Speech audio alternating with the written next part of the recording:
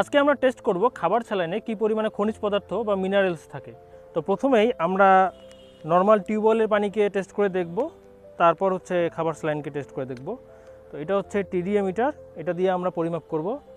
প্রথমে অন করে নেই। ওকে,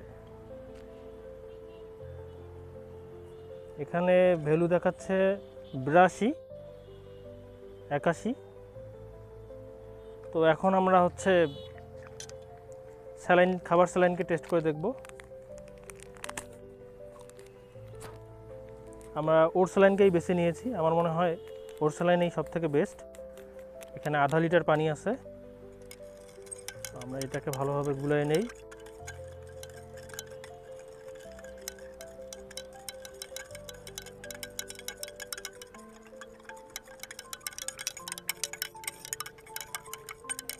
এটা ভালোভাবে গুলানোর পরে আমরা আবার টেস্ট করে দেখব। ওকে, আমার মনে হয় ঠিক হয়ে গেছে এখন গুলানো। আমরা এই ভ্যালুটাকে ক্লিয়ার করে দেই। ওকে, ও ওয়াও, অনেক বেশি, 294, 99, প্রায় 300, 301 দেখাচ্ছে। তার মানে খাবার স্যালাইনে খনিজ পদার্থ বা মিনারেলস অনেক বেশি সাধারণ পানির থেকে।